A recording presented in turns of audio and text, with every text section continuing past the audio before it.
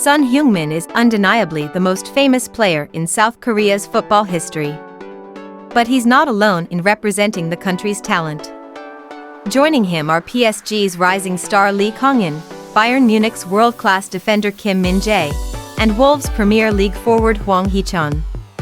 Together, these players form what many consider the strongest Korean national team in history, boasting an impressive roster full of talent and global recognition. In the 2022 World Cup, under the guidance of coach Paulo Bento, Korea faced a rocky start. After a draw and a loss in their first two group stage matches, their hopes of advancing seemed slim. However, a stunning 2-1 victory against Portugal in the final group match secured their place in the round of 16. That performance showcased their cohesive teamwork, ball possession, and stamina, proving Korea could compete at the highest level. While Korea is one of the strongest teams in Asia, it has historically struggled against European and South American powerhouses. This is a fact.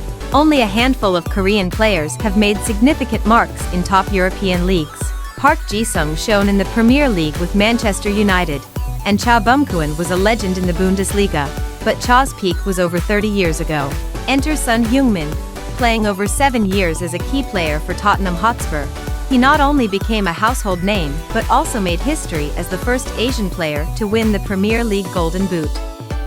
Son is undeniably the greatest Korean player of all time, a true GOAT. Even casual football fans know the name Son. Those more familiar with the game will recognize Kim Min-jae, Lee Kang-in, and others.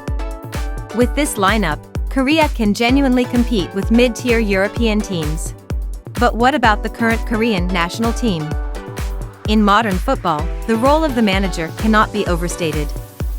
Managers like Mourinho, Pep Guardiola, and Sir Alex Ferguson command astronomical salaries, often exceeding $20 million annually, more than some superstar players. Clubs pay this much for one reason: a great manager can be more valuable than even the best player.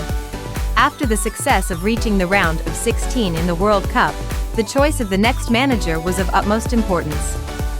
The Korean Football Association, KFA, decided to appoint Jurgen Klinsmann. Klinsmann?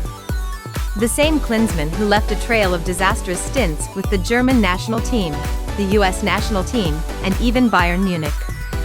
His incompetence was so thoroughly proven that no other team was willing to hire him, yet, somehow, the KFA handed him the reins. The result? Predictably disastrous. In the AFC Asian Cup, the team displayed subpar performances throughout, culminating in Klinsmann's infamous claim that reaching the semifinals of the Asian Cup was good enough.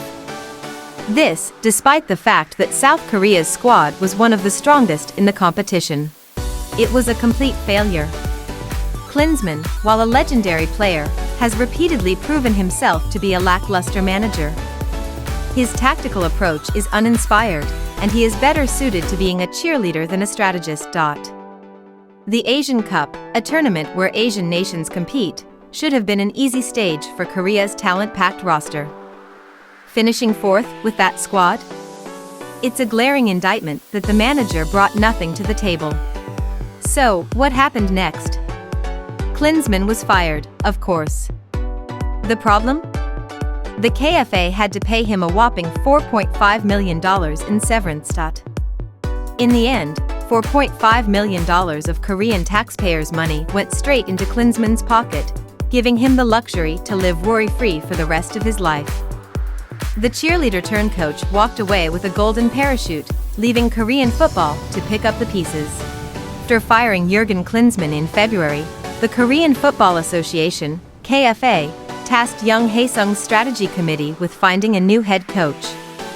Initially, Young promised to hire a foreign coach, but negotiations collapsed over salary and residency issues.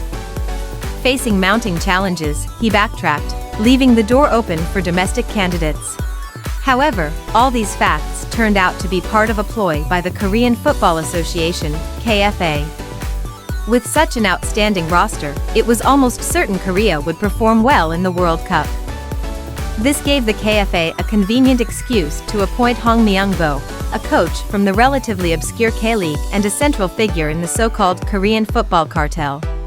As later revealed, several highly qualified foreign managers, including Gus Poyet and others, had expressed strong interest in coaching the team. Some even offered to take pay cuts to make it happen.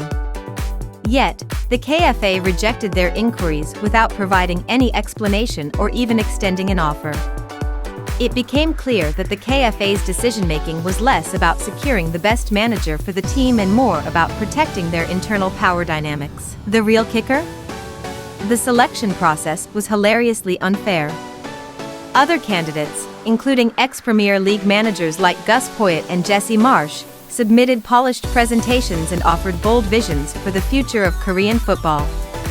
Meanwhile, Hong Myung-bo reportedly handed in a single slide that looked like a kid's summer homework: no plans, no vision. Yet, he got the job. Outraged, the public demanded accountability, leading to both the corrupt KFA and Hong being summoned to the National Assembly. Adding insult to injury, the KFA president threatened to report this political interference to FIFA, as if that would fix anything.